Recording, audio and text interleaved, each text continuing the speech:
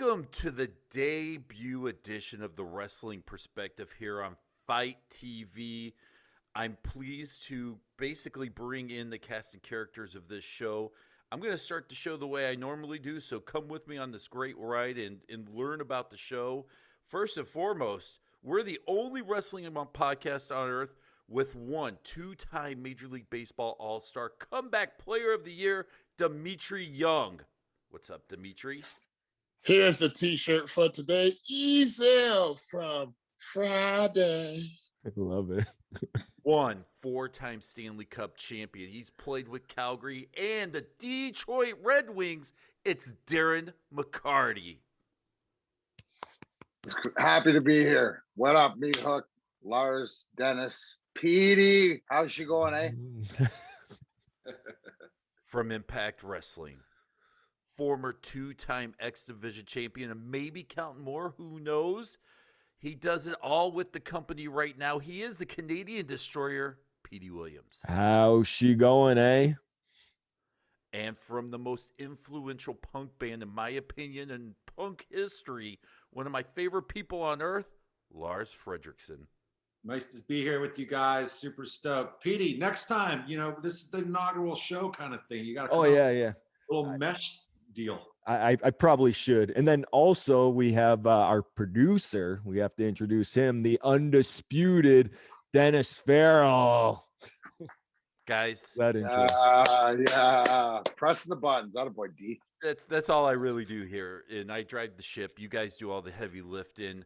This is a Wrestling Perspective. We are excited to be here on Fite TV. A lot to talk about. Let's just start with Petey. The Wrestling Perspective been around since 2016. It started with you and I, and it has slowly grown. We've had a cast of characters. Hey, LA Knight was a host at one point on this show. I mean, that's how big it was. Now I look around, and I see who is here on the show right now, and Pete, bigger than I ever thought it would be. Yeah, I'm bigger than LA Knight. No offense to LA Knight. He was a great co-host. But now, I mean, it branched out. I mean, we went from wrestling to other sports, and, we had like wrestling with sports and all that kind of stuff. And now we landed on this, and I look forward to this every time that we talk. This group of guys, a gang like us, huh? Let's start in order they've joined the show. Let's start with Dimitri Young, who, outside of you, Pete, we're circle back to you. Dimitri Young, you were an amazing baseball player. You've played with the Tigers and Washington and the Cardinals and the Reds. You are a diehard wrestling fan. Let's start with, what did you cut your teeth on in wrestling? Ooh. I started out with Hulk Hogan rockin' wrestling, the whole Cyndi Lauper thing. However, I was a big Atlanta Brave fan and watched WTBS. And what was on WTBS? Wasn't that NWA Wrestling? NWA. Yes, and then it turned into WCW, and I watched the Braves games and actually started watching wrestling from that, and it'll get interrupted by NASCAR, college football, or an Atlanta Braves game. Yeah. And I used to get chapped about that. And I love the Four Horsemen and Nikita Koloff, Dusty Rhodes, and in the WWF, it was Junkyard Dog, Roddy Piper.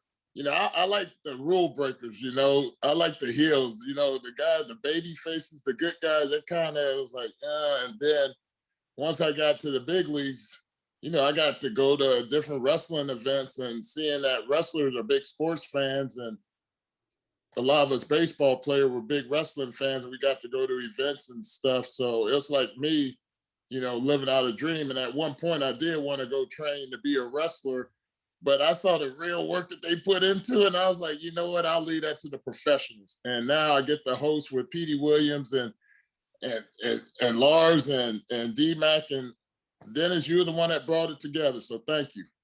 Well, D-Mac, you were next to coming into the show. Being able to call you a friend, to me, you're Darren. I mean, Petey, we watched wrestling with Darren. To us, he's Darren. When I'm like, oh, yeah, Darren came over, we watched wrestling, everybody's eyes bulge out of their head. Like, you watch wrestling with Darren McCarty? And here you are doing a show. I call you Darren. To the world, you're D-Mac. And please, Darren is so like I'm one of those kids that would have changed his name if he could. It's not. I just deserve to be like Blade or Scar or something like that. But no, the beauty of it for everybody and for me, my love. I was like Dimitri. I think I'm a year older than Dimitri, so the Cyndi Lauper, the Lou Albanos, all the fun stuff as a kid until in junior hockey, my coach, Larry Mavity, rest his soul, we were 30 seconds late for the ice because it ran over. It used to run over on Saturdays when we were supposed to be on. So he ripped the TV out of the locker room. So I didn't get back into it until playing for the Detroit Red Wings and a lot of events at Joe Louis Arena. And that's when I got to meet everybody, I'm a huge fan of Chris Jericho, the person, and I love this character because it's a test of time. To me, wrestling's like music. If you can last, it's your longevity and to make it last. And I love this show not only because I get to interview a lot of people and just sit back and listen to Lars and Dimitri talk about the wrestling, Petey behind the scenes. What am I? I'm the storyline guy. I love the storylines. I don't have to like it, but as long as it sort of makes sense. And my fandom, I'd say, is at its peak right now. But I thank you guys because I like to learn. Knowledge is power, and you've turned me on to other things. I'm watching Memphis wrestling now and stuff like this. So it's like getting to know all these people because I want to know who to cheer for, who's the good people. And Dennis, thank you for that. And obviously Petey, and I look forward to, because we are in Michigan, so we do spend time together watching the Talking Shop of Manias and all that stuff like that. So this is just an absolute pleasure. And being a big fan of Dimitri's when he played here in Detroit, not getting to know him, and being a former catcher growing up, Jason Kendall was a guy I always liked, and then Lars Fredrickson, like you said, Dennis, he's as great a musician, a better person, and I'm just honored to call you guys friends. My question to you is, if you were to compare your hockey style to a wrestler, who would it be? Good question. I know. That is a good question because Brian, you guys not quite that bad, or not quite that. Like I'm not as devious as Stone Cold, but I'm like that as far as Austin 316. D-Mac just kicked your ass, like I'll let you know about it. I got 4 Stanley Cups. I'm the D-Mac's the first one. D-Mac's the wrestling guy. Your friend Darren, yeah, he's the 49-year-old guy that just wants to chill out and smoke a lot of weed with his stuff. So that he doesn't do on the show. Look.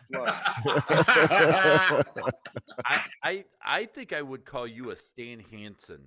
Ooh, That's who I would. Hey, wow, I like that, dude. That is not only in the wheelhouse of old school, and that's like I even know the history of Stan Hansen. And like you said, Dennis, earlier, I'm familiar with Stampede Wrestling and the Hearts and everything because I played in Calgary for 2 years. So what's really cool, and here's a little side note, is beside the Saddle Dome where the Flames played, there used to be the Corral Arena, and that's where all the Stampede Wrestling went. And all throughout the hallways were the pictures of the old wrestling. So every now and then, because this is back in 2005, 6, we'd skate over there and I'd go and walk around and just like I'd names that I didn't notice. And now when you guys, Lars, especially when Lars and Dimitri go into a rabbit hole, these are names. And I know Stan Hansen, to be compared to him, that's just that's an honor. Thank you, Dennis.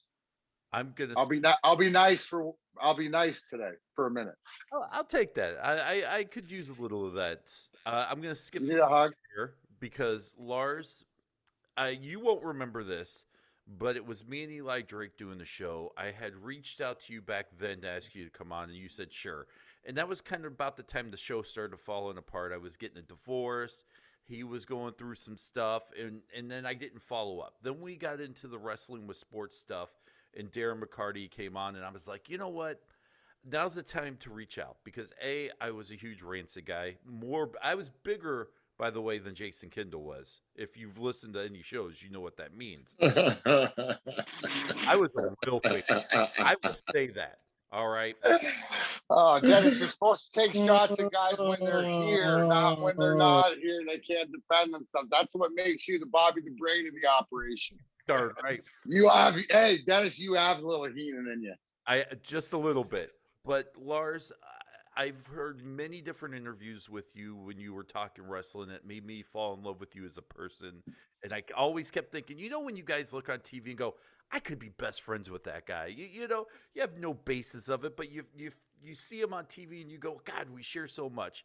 Then we started the wrestling with sports stuff. I said, now the show is kind of rolling. We're finding our identity. I'm going to invite you on. You said yes. And it made we all were thrilled when I came back to the group and said, guys, you'll never guess who's coming on. We all popped. Here you are, by the way. I mean, after coming on the show once, you were like, this is a match made in heaven. We welcome you in, somehow collected you, and here you are. And I don't know if I've ever truly said this on the air, but thank you. Oh, dude, man, you guys are like the best. It's like when I came on the show the first time, just the knowledge and just the intensity and the passion and the love that you guys all had, and we all shared it that night. You know what I mean? And I felt like we could be anywhere in the world talking about this and relating to each other. And it's like that's one of the beautiful things about why I love wrestling so much is that it's like it's the level playing field. It doesn't matter. It's just like you like your guys. Why do you like that guy? I mean, I've been on this. Honestly, some of your dudes' opinions about certain wrestlers has changed my mind about them. You know, I've had to take a different look. Like Dimitri will say something, point something out, or DMAC, you'll point something out. Any one of you guys, and I'll have to look, and I go, you know what? I see what they're saying, and it totally, and that's what I love this whole thing about, about this whole thing, I should say. But being able to have seen all of you guys perform in your respective, talents. I've seen Dimitri play a bunch of times, obviously, because I had the A's and the Giants here in town. I saw DMAC play the Sharks, and you were an asshole. Let's just say you were an asshole. But you deserve those. You deserve those cups. I saw Petey. I saw you in Orlando at one of the shows down there. I believe, when I don't remember if you were the champion or not, but I remember you're hanging out with the Big Papa Pump. But I always want to ask about him because, like, I feel, you hear mixed messages. Dennis, I never knew you from Adam, but I'm glad that I do now. So. And you do a great freaking job. And one of the reasons why I wanted to be part of this is because not only is everybody great, solid individuals, but everybody's got a wealth of knowledge about this stuff. And we're all just fans, and we're not experts. We're just fans coming from that fan perspective. We don't have any PhDs in wrestling. I mean, Petey does, but you know what I'm saying? Like, he's the one guy that, that obviously, has the most credentials when it comes to this sport.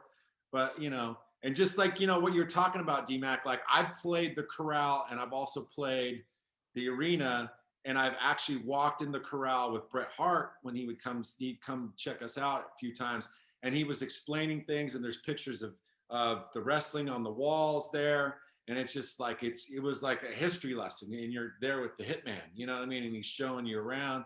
And it's just like, that's the stuff those are the memories, you know what I mean?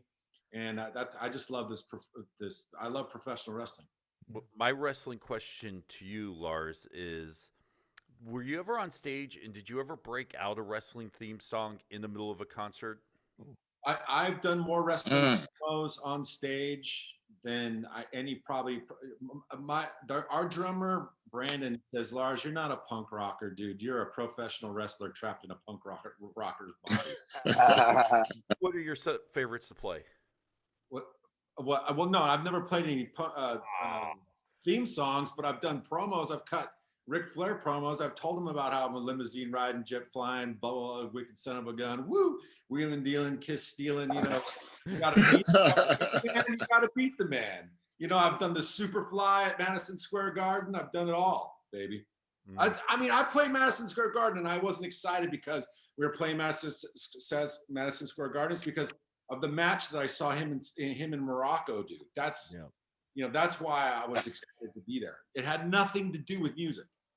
Now, I wanted to. And that, Dennis, sorry, the caveat, that's funny because walking in Madison Square Gardens, playing them in hockey, I was more geeked about all the music that was played there.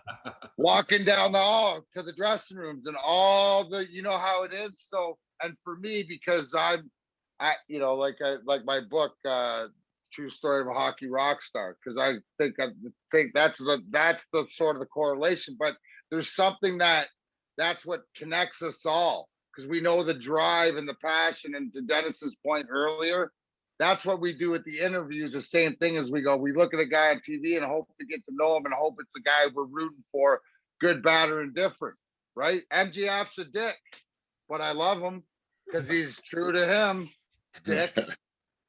Right? He was awesome. But when Dimitri sits back and goes, "Oh man, that's rough," you know that's bad. Which you can always go back to the Wrestling Perspective Podcast YouTube channel and find that. We'll talk more about that stuff a little bit later. Petey, I want to save you for last because these guys can attest through the evolution of the show, which Dimitri and D-Mac and Lars have kind of been there, as during your hiatus. I would always say, man, guys, you can't wait until Petey gets here. He's a game changer. You don't understand how Petey, this one guy, will take this podcast to a whole nother level. I mean, it was an amazing podcast to begin with. We were clicking on all cylinders from when we dropped sports and going straight to wrestling. And all I could think about is, got to get Petey to be part of this show. Once Petey's part of this show, it will change the game. D-Mac got to meet Petey first. He saw right away that you were a game changer. Then you come on, D-Mac, Lars. I was getting texts from these guys during the show while we were talking about how amazing you were. So, Pete, not only are you one of my best friends, but you were the game changer. Thanks, Dennis, and everybody. I mean, and I'm like everybody else. I started off as a wrestling fan, enjoyed it, and then I was lucky enough to actually be part of the business for a very long time, 20 years. And just all that knowledge, it's not like I came up with it myself. So when you say, oh, Petey's an expert at this, it's like, I didn't come up with it, probably 99% of that. It's guys that the Scott Demores, the Terry Taylors, the Dutch Mantel, Joey Legend, all those guys that, taught me along the way and how to kind of, do things, and you just kind of do that, make it your own, and go forward. But I appreciate that, everybody's saying those nice things about me and all that kind of stuff. I never feel like I'm the game changer because I always look at, and I know, being rock stars, professional athletes, other professions, you're always looking at like, how can I be better? How could I be more like that guy ahead of me? And that's kind of like our passion. And that's what drives us. And I do the same thing. I'm like, how can I be like that other guy? And how can I make myself better? Like one guy, I think everybody already knows, we talk about it on the podcast so many times. The one guy, I look at him, even though he's only 7 years older than me, like a father figure, is Scott Demore. He trained me, kind of taught me the business and stuff, let me, make my own mistakes. And those were life lessons and all that kind of stuff. And he always looked out for me. And, now he's always been my boss, and he's my boss again. So we all have that individual, and, Scott's mine, and just being part of this. I know Scott's excited about this. He's been on the podcast before, right, Dennis? Yes. And we're going to get him back on. I promise that we will. And he's going to have more information for us, and everybody better listen to that one when that one comes out. So, And wrestling. Very phenomenal guy. I've been able to break bread with him, and I've been to his house. Phenomenal person, very welcoming. And listen, I think we've said this on a few shows, and I'll kind of say this here before we get to the fan Q&A. We have a lot of questions here to drop on you guys about wrestling and whatnot. Is we get a lot of these wrestlers that come on, and wrestlers are not dumb. They pick and choose who they open up to. They don't always want to give away their best stuff to shows that they feel like, and not a knock if you're doing it, but they're done in their mom's basement or that kind of feel to it. So when they come on to shows like ours and they open up and give us stuff, and then you see us show up in Fightful and WrestleZone and all the big Wrestle Talk. It's because these guys choose to open up to us, and we say this every once in a while, and I'll say this now that it's their debut show here. Without those outlets picking up the stories, we wouldn't be here where we are. So thank you to all those guys. Yeah, for Yes. sure. So Absolutely. and before we transition one more time, so the way it is here is Mondays and Fridays you will be able to catch the show Wrestling Perspective here on Fight TV, and then 24 to 48 hours later the shows will pop up on our YouTube and our podcast feed. So those will still go.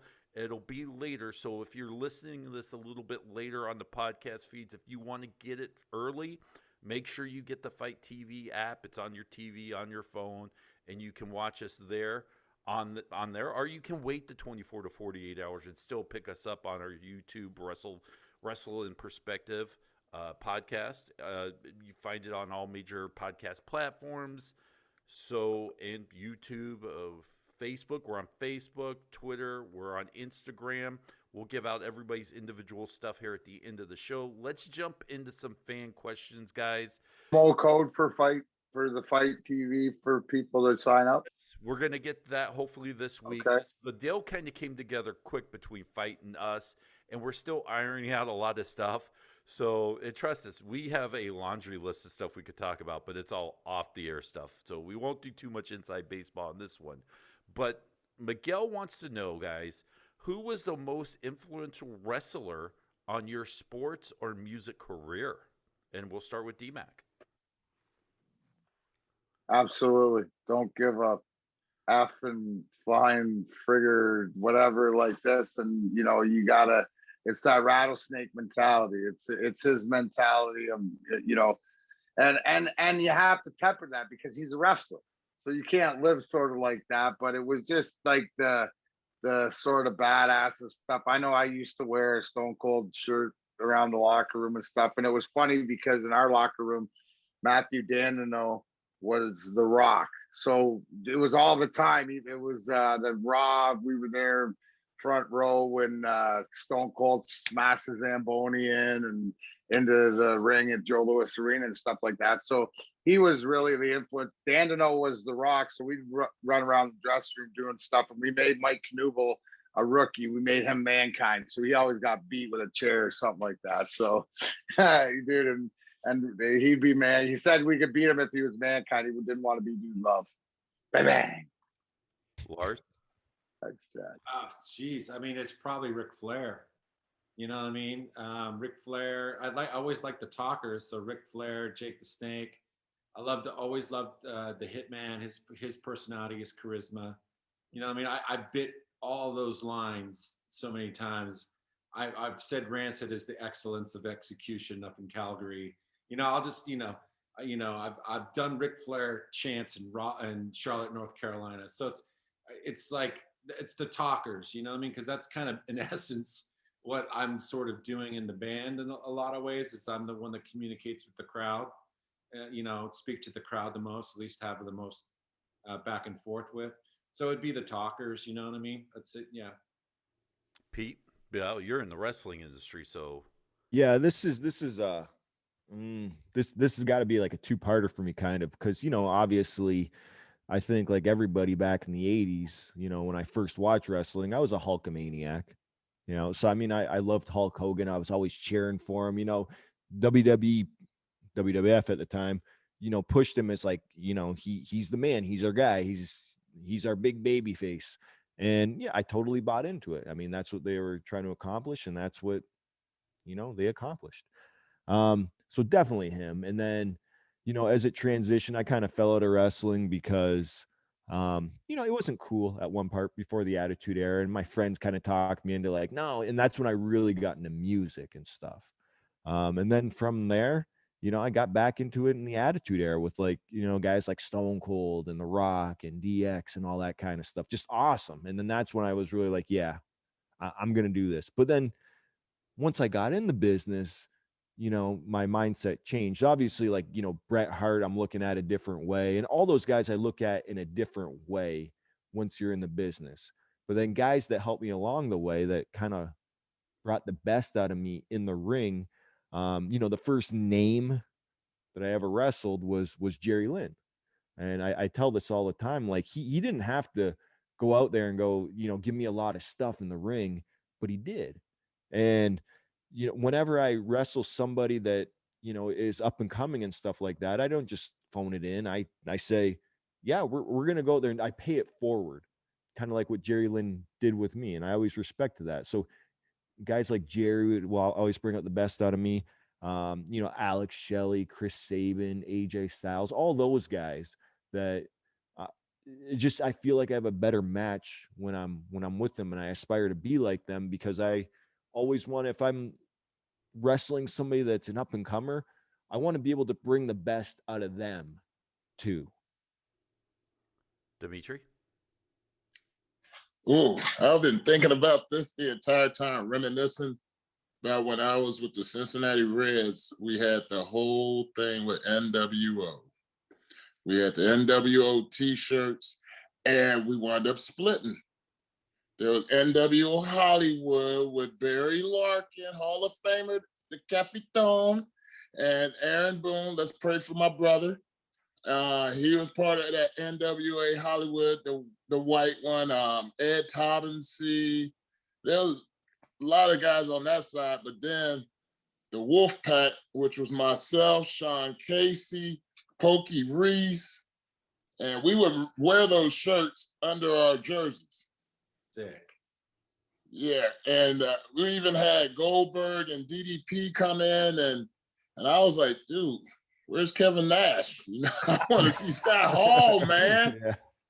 I'm not trying to see y'all right now. I mean, and Goldberg came and took batting practice and stuff, and he was hitting the ball out left-handed. DDP was just cool as hell, but still, it was the NWO. We'll go to towns, and the green flies, those are autograph seekers. They'll be waiting outside the hotel and stuff, and we'll throw up the too sweet to them and stuff. They'll be waiting for it, and then at the ballpark. So we would carry on that NWO, moniker as the Cincinnati Reds, and then that '99 Reds team, we were the big road machine. We just whooped ass, and we would take names. We would pillage the village, And Darren, all y'all know what I'm talking about when I say pillage the village. Drink your liquor, bang your women, and kick your ass. Absolutely. Kids don't know about that these days. To me, it's too sweet. Yeah. Fuck yeah, Dimitri. Fuck good. Love that. Thank God those days are over. I'm glad there was no social media back then. Absolutely. That's why we're doing this right now and not from behind bars. What'd you say to me, T? What'd you say to me? Amy wants to know, what has been your favorite interview so far, and what has surprised you? Who's your influence wrestling? Mine? Oh, see, I was a WCW NWA guy. For whatever reason though, I never really connected with Dusty Rhodes. Everybody seems to look back on him with fond memories, but he was never one of those guys that I quite connected with. I remember being 10 years old and meeting Sting and meeting Lex Luger as a kid outside of a show, and just thinking, I'll never wash my hand, and this is like the greatest memories. So I would say those guys, as much as I bag on Sting now, I was a little Stinger. I can't lie to you. I had my face painted up, and if I could have done the crew cut and gone blonde, I totally would have. I had the rat tail for the longest time like Sting. So gross. You have the spandex too.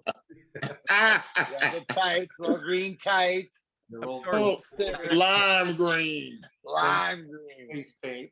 Yeah, and Sting will always be part of my favorite, even though it's the worst storyline ever in wrestling. It's always been my favorite. If anybody gets a chance to go out and look up the Black Scorpion storyline, for whatever reason, that might have been even the first pay-per-view. No, Royal Rumble 92 was the first pay-per-view I watched, but it might have been the first pay-per-view I watched on tape because I had a neighbor, Jeremy Woods, who used to get all these tapes like super quick after the pay-per-views, and we'd watch them 3 or 4 times a night, having slumber parties. So I think that might have been the first. So I would say Sting, Ric Flair, that kind of stuff. The original Four Horsemen would be mine. But now on to Amy's question. Well, just real quick, Dennis, have you ever seen Dusty Rhodes' Hard Times promo?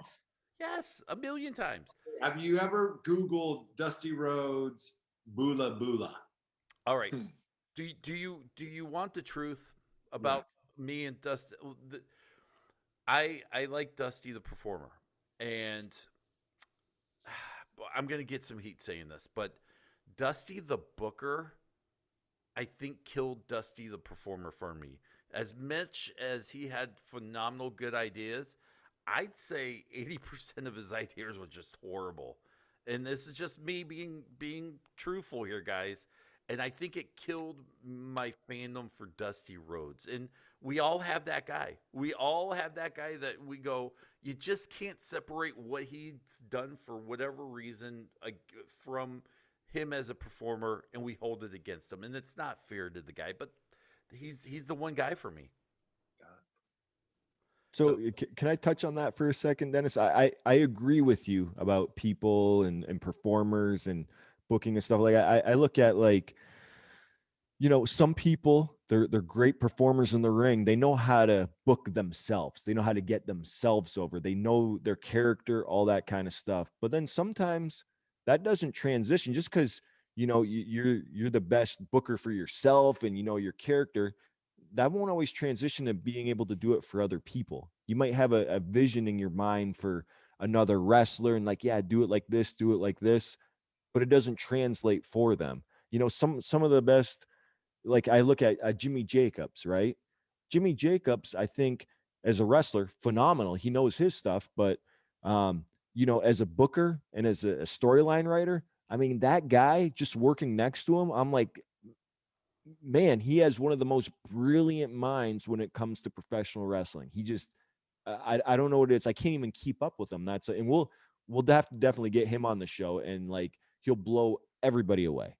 But you know what I mean? He's never made it to the big time as a wrestler, but he's been to the big time as a writer. So I get what you're saying. The guy that came up with the list of Jericho, right? Yeah, he came up with the list of Jericho. The French, all that kind of stuff. Like, Jericho handpicked him to be like, hey, I want you to help, work with me and help write with me and all that kind of stuff. Like, he's, I can't speak enough good things about Jimmy Jacobs, and he's going to be one of the guys that I definitely want to get back on the show. I got to sit 8 hours in a car going to. Oh yeah, he buried you that whole time. That's you went from. I like him already. I like him even more. But it was an education. I got to listen to him talk, and for whatever the reason, I liked him because everything he said was just one of those guys that was like, he just was so cool. The way he even, like, laid in the backseat of my car, like, I'm Jimmy Jacobs, and I'm just driving going, this guy is too cool for school. Until you say something bad, he'll be laying down, and then you'll bring something up, and you'll be like this. Wait, what did you say? Yeah. And then there's the 30-minute education session right there based off of, like, one line. So. All right. Amy wants to know, what was your favorite interview you've done so far, and what interview of the wrestlers has surprised you thus far, Dimitri? Oh, wow. I mean, Willie Mack was awesome. So was Sammy Callahan. It was like all the guys that we interviewed. I mean, I can't pick out one. I'm just naming off the different interviews. I mean, every last one of them been very informative.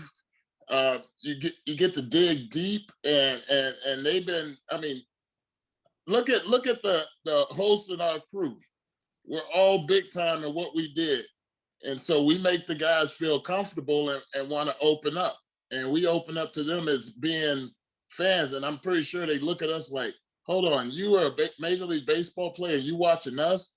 D-Mac winning championships and you're watching us.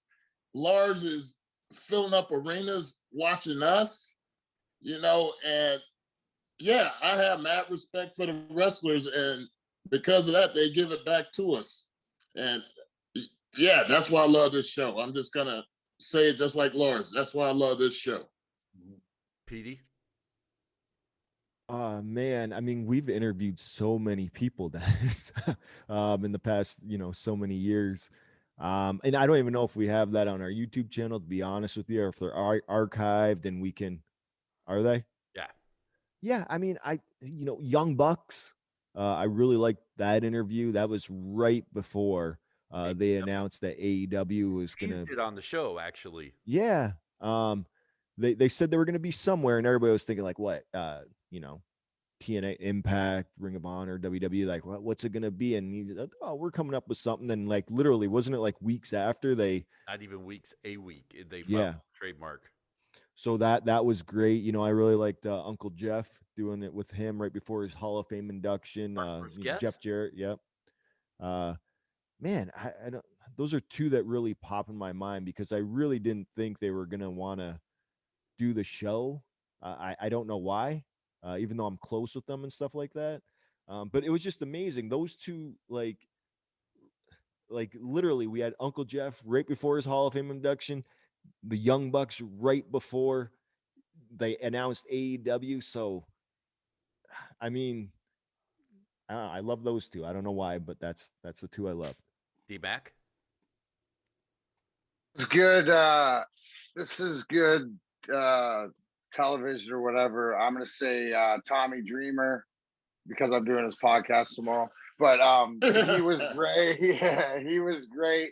I think everybody we've had, to Dimitri's point, from MJF, who's a motherfucker, but he knows it, and I respect it, to Ricky Starks, to manifesting, your own reality and stuff. And these guys are great. Willie Mack, because he's just a good old, OG. He's just a good old OG, man. I mean, like, just to listen to, like, I think, like, honestly, I was Willie Mack because he's so old school mentality, and he's so athletic and so big, and he just, like, he's loves life and he's appreciative. So those were special. But I loved, all of them. Sammy Callahan was great because he is the draw, and these guys are just. It's cool to be able to see that they're being able to live their dream just like I was able to live mine. Lars? I mean, for me, it's Rich Swann, Willie Mack. I mean, Willie Mack was so fun and so great. MJF obviously just hosted the whole night. I mean, that wasn't even really an interview. That was just the MJF that we were part of, which was awesome. But I'd say Willie Mack, and I mean, we had a world champion, So for me, like Rich Swann, that was great because he's so multi-talented. He was able to. I mean, he's had a long storied history, at least in my opinion. And Willie Mack as well. I mean, obviously, those two guys, as Dimitri will tell you, I mean, those they were great performers. They are great performers, a great team. So to me, those were the highlights for me. And just some of the nights where we've just been bullshitting, maybe watching a match. So yeah, so Rich Swann, Willie Mack, probably. For me, and not because of the content, because of what it brought the show together, I'm going to say Kurt Angle. Because for a week before the Kurt Angle interview, we were on a text thread turned into 12-year-old boys every night just geeking out to each other that we're about to talk to Kurt Angle. For me, in my mind, that Kurt Angle interview was the party show. That was the show where we went from 6 guys that are doing a wrestling podcast to 6 friends. We really gelled on that text thread. Then afterwards, when he didn't want to get off the Zoom with us and he stayed around and was talking and was like, man, Dimitri, I remember this, and D-Mac, I was a fan of that, and Lars, I liked Rancid, and Jason, back in Pittsburgh, our days, and to, that was the start of something that I noticed a lot of these guys started to do was, when the Zoom was over, they stuck around and BS'd with us. And for me, Kurt Angle was the interview that changed the show to what it is today. I mean, And I want to mention John Hungy. That was a good one too. Oh yeah, Johnny Hunt. Yes. Little meat on a stick. Yeah, Silver was good. Yeah. Hey, Lars, tell him why I'm laughing during the Kurt Angle, because you got any sriracha fucking angle chips up. You gotta tell that story what Jason did to you. Oh my God. That's why I was laughing. So, I mean, I say it. Kendall's on here talking about how great his chicken snacks are. And I'm on here believing every fucking word Kendall's saying. So I go out and spend like $60 on fucking chicken. And then I'm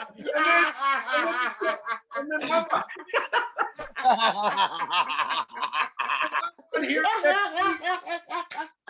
putting the fucking chicken snacks over on you guys. You know what I mean?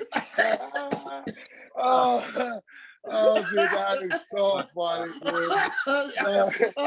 It was so over the top because we've got the Cool Ranch flavor and those are phenomenal. That's my favorite. We got the sriracha. My wife got those the other night too. Oh yeah, every single flavor. Oh, you fell for the banana in the tailpipe. Yeah, you got it. But you said they were. I will tell you something though that is true. I've made my third order. Now the sriracha ones and the honey mustard are next level. There you go, Kurt. Free I'm getting in. But to think about like all the people that we just mentioned, and some of them that like we obviously spaced out. But that's how amazing this has already been. How we've been able to talk to these guys, and in a lot of cases they open up to us. You know what I mean? And like Dimitri was saying, that's a pretty cool thing when you're sitting with somebody that you've admired for so long. And you bought the toys and the shirts and the this and that and the fucking chicken snacks, obviously. And they're opening up to us. And Silver was another great interview. Great interview. Totally forgot. I'm such a high on my favorite wrestling event of last year's Talking Shop of Mania. So Doc Gallows and Machine Gun and Rocky, dude. That's them.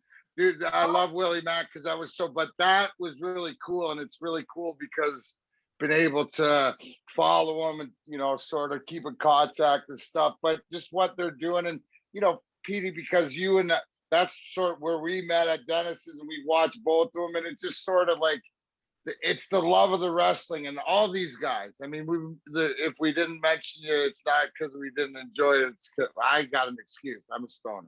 Well, I mean, and Butcher too, and Ten. Oh, the book. Yeah.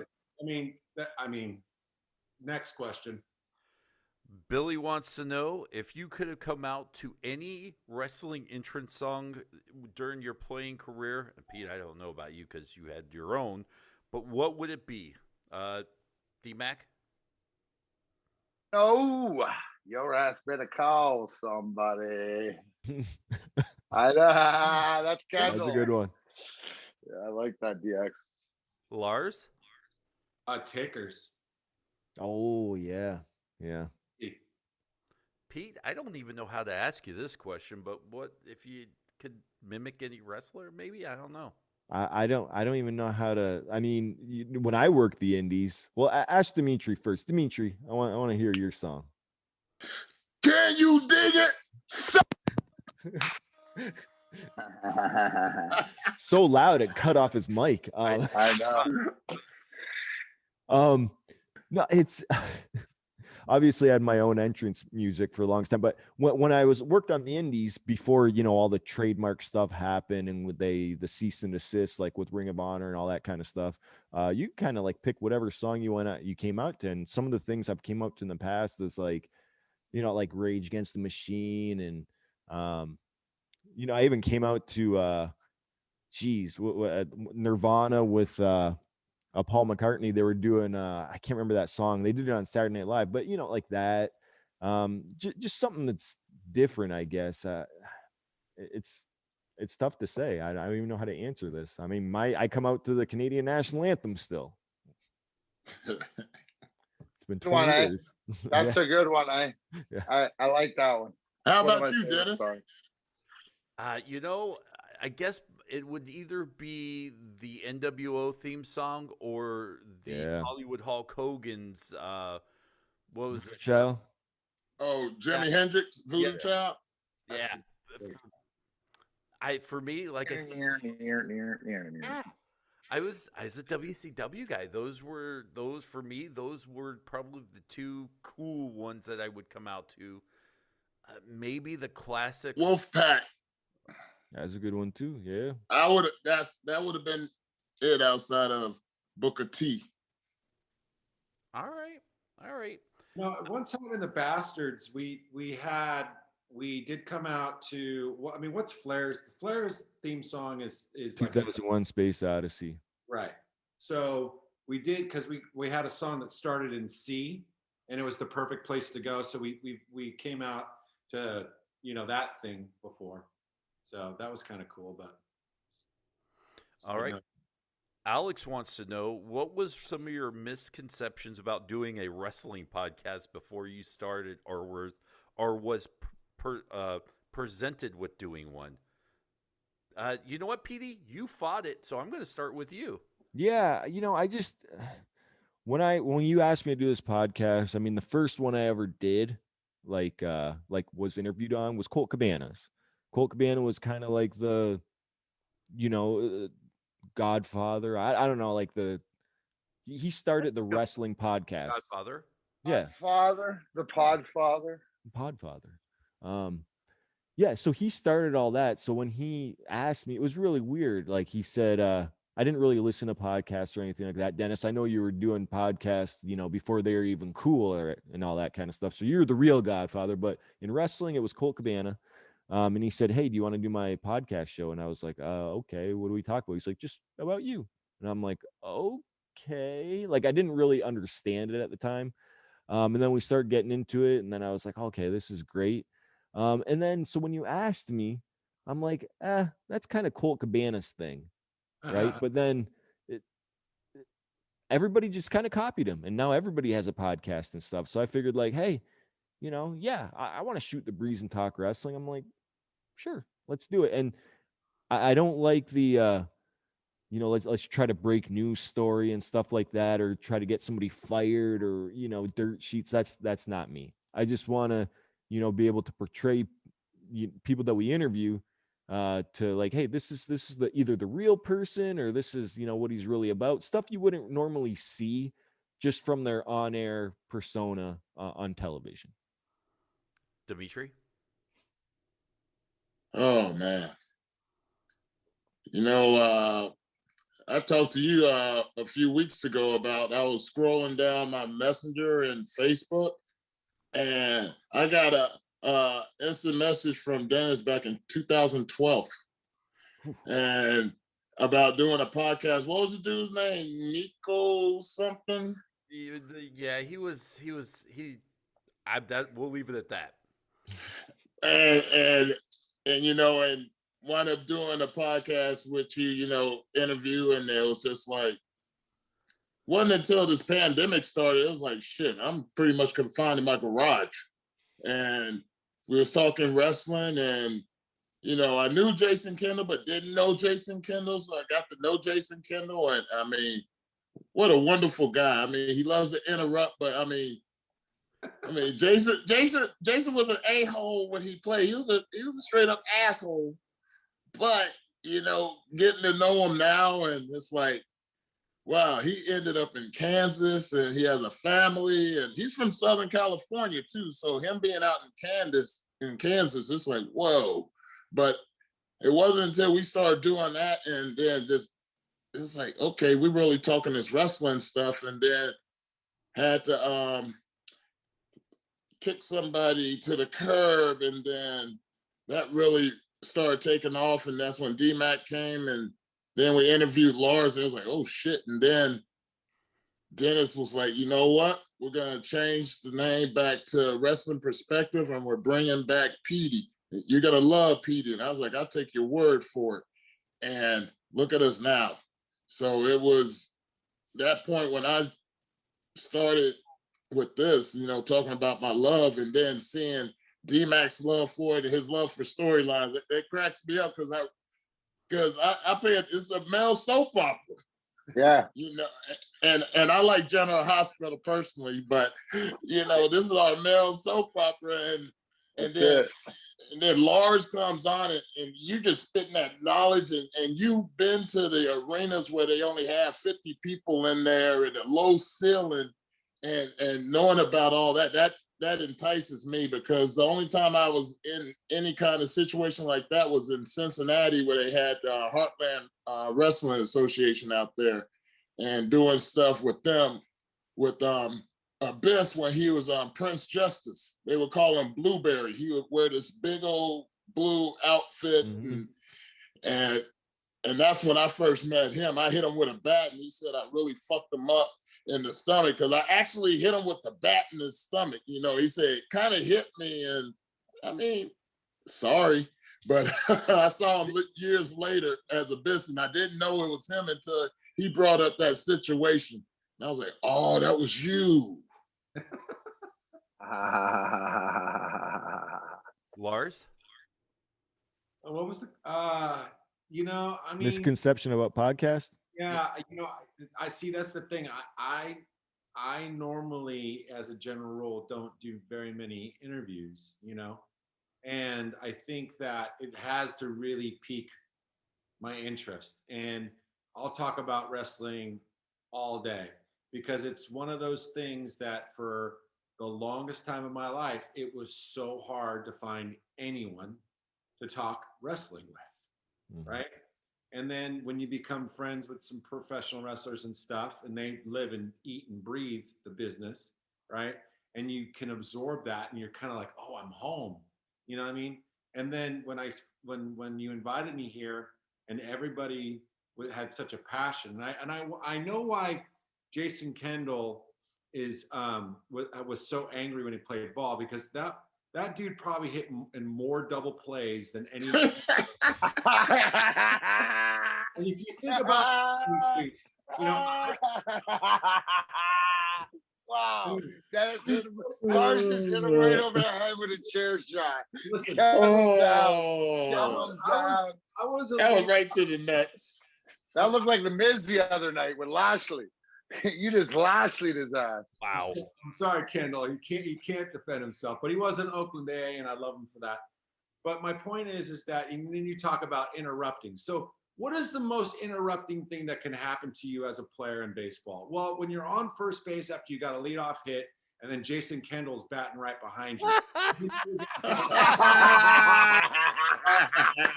We love you, Jason. We love you. Miss you, Jason. Get him. That's ice cold punks getting at you right now. Ice cold punks. Yeah. That was a little payback for the fucking chicken snacks, bro. You owe me. Dude, right there, you're getting $20 a rip right there at $60 for the snacks. Those were doozies too, though. Oh, that's awesome. So the fix for Pittsburgh was in on that show, but so I think I didn't really have any misconceptions. I was just stoked to be part of this, because and like I said, everybody had this wealth of knowledge and had so many great opinions and the passion. It's like, this felt like right from the moment go. D-Mac? It's you guys. I mean, the opportunity to like Lars said, peers that, you know, you didn't know personally. You know, I've gotten a rabbit hole, but I remember when Petey first came on the scene back in the day, I would just want him to grow his hair out again. I think that was freaking luscious, dude. Back in the day when he had the hair flowing. Yeah, I love it, bro. But no, and it's just, you know, being fans, and it's the people, it's you guys, and then obviously collectively, I trust me, guys. You win 4 cups. You don't do it by yourself. You do it with a team, and putting together this team and something that I love so much. I mean, that's all I do is watch things, and I learn from Lars and Dimitri because of their passion, and then Petey clarifies on the other end about the reality that I want to know behind the scenes of, you know, who, and it's, to me, it's all about, don't tell me what, tell me who. I want to know who the good people are, and here being my perception coming into this was hopefully we could be able to reach not only wrestlers that wanted to reach back, and Dimitri said earlier, open up to us, but also to let people know, because I wish I would have knew when I was younger who the good guys were and who wasn't. You know what I'm saying? And I'm sorry to say that, but you know what? If you are a younger kid and Hulk Hogan's, he's not, you know, he's not the person, you know, to be the Hulkster. It's more of the facade that it was, but that's because we're older now. So I think more the characters are truer to who they are as people. That's what I've learned from doing these interviews. For me, I walked away from doing a syndicated ESPN radio show doing fantasy football because I was so burnt out on it. It's all the same, and you study all day and all night. You get to the top, and at some point, I was just like, I don't want to do this anymore. I found myself watching wrestling more than sports, and I just didn't really care about it. And that was about the time PD and I kind of reconnected, and I thought, man, the only thing I really want to do is talk wrestling. And I went to the radio station. I'm like, look, I don't want to do this anymore. Can I do a wrestling show? And they laughed at me, and I said, you know what? That's all right. I'm going to go do one. And I started doing it with someone else, and I don't even remember. It was like a stupid name at the very beginning. And then Petey was like, hey, you know, my pitch to Petey is, and he always glosses over it, but it's the best line ever was, come on, Petey, let's do this. Just do one show, and if you like it, do another show. And if you like it, do one more show. And that was my pitch, is just keep doing one show until you get tired of doing one show. And here we are all these years later. I dog sit for the guy now. So yeah, you do dog sit for me when I'm at the Impact taping. So yeah. I appreciate it, and my dog appreciates it. You've also caught him in your underwear drawer too, Pete. Yeah, well, that's why I have locks on my dresser drawers. I mean, but people don't have that, but I have to have it because Dennis comes to my house. By the way, I know his code. It's actually the Canadian no, it's just day. So, anyways, but listen. We're running out of time. We still have tons of questions. We'll get to them at another time. But essentially, this is what you're going to get: 2 shows a week. We're either going to bring you an interview, we're going to do current topics, or maybe we may do trivia, Sweet 16, some sort of stuff. No one show has the same feel over and over again. There are a lot of shows out there that, you know, at like the 10-second mark, the 15-second mark, the 20, they're going to do X, Y, and Z over and over again. You will never get that feeling with this show. Trust me, every show feels like the first show when we do it. Once again, thank you so much for the Fite Network. Now, if you're listening and you want to know more about us, and we'll, like I said, here in a second, we'll throw all of our social media where you can find us and some of our other projects. Look, Wrestling Perspective, we're on all major podcast platforms. So if you're watching and you're like, man, I wish I could take the show with me, you can. We're on Stitcher, iHeartRadio, iTunes, any radio.com. Wherever you get your podcasts, there's a podcast version. You miss a show, and listen, truthfully, I don't know if they replay this or not, but if they don't and you just caught it, you can go over a day or two later and catch it on our YouTube channel, Wrestling Perspective podcast. There you can leave comments. Normally at the beginning of the next show, we try to say thank you to the new subscribers or read certain comments and talk about it before the show. Dimitri, where can people find you? Well, since I'm no longer on Twitter, I'm on Instagram. They can find me on Dimitri the Meat Hook, DimitRiDaDeaThook, and it's certified. Ooh, PD. It's at PD Williams, both on Instagram and Twitter, and we will on all of our social medias, including especially the Wrestling Perspective one. We'll announce our guests, prior to the show, so you'll know what to expect. D-Mac?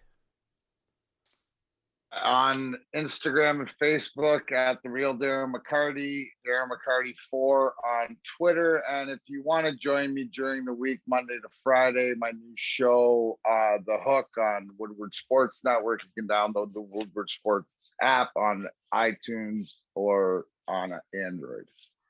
I will say I caught the first show. It was phenomenal. Tom Mazaway is one of my personal friends. I reached out to him right away and told him it was a great show. I wanted to wait until I was sitting here with you to say it was a good show because sending you a text, there's a little less intimacy there. So I wanted to say it face-to-face. That's why I waited so long. But it was a great show. I enjoyed it. Make sure you go watch it. It was something I went out of my way to watch. Well, here's the thing, guys. He mentioned Tom Mazaway, but the host of the afternoon or the Hook is Pilar Lastra. Pilar Lastra, former Deal or No Deal and former Playboy Playmate, Sirius XM, all that stuff, and also a fantasy. I got this affinity for these fantasy gurus because she's a fantasy Sirius XM former host of that. So. Gosh, you'd think with what I'm collecting that I'd play. I don't. Lars?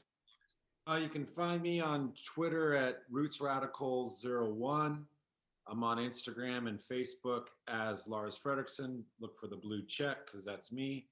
Also, I'm heavily into collectibles, records, toys, memorabilia, stuff like that. And I've been getting rid of so much on this new Instagram page I have called Laws's Locker, spelled LAHZS_LOCKAH. And just say it in a mass accent and you'll understand. It's kind of a running joke. And I want to say happy birthday to my old lady, JoJo. She's 40 years old today. And she's waiting for me to laugh. So I want to wrap this up, gentlemen. All right. By the way, Sweet Jake the Snake figure you were selling just recently. Thanks. Well, but that's the thing. It's like I got so much stuff over the years that I've collected, and now I'm finding out that, like, you know what? It's just collecting dust at this point. And maybe somebody else can enjoy it as much as I did. So, and sometimes I have two of the same freaking, But I love that. I love supporting, what the things that I love. Well, you can find me at Undisputed DPF on Twitter, Wrestling Perspective, like I said, on all major platforms and YouTube. You can also follow the Wrestling Perspective page at Wrestling Perspective Pod on Instagram, WP_pod on Twitter, Wrestling Perspective on Facebook. Basically, we're everywhere you want to be. And I don't think I could. Hopefully, you guys enjoyed this first show. This is us being tame. Each show, like I said, will be different. And if you miss it, you can find it anywhere in the replays. One more time, Fite Network, thank you so much for bringing us on. We are all fans of whatever you guys do, and we're excited to call this home. So, amen. For everybody, good night, and we'll see you. Reach out. We'll talk to you guys.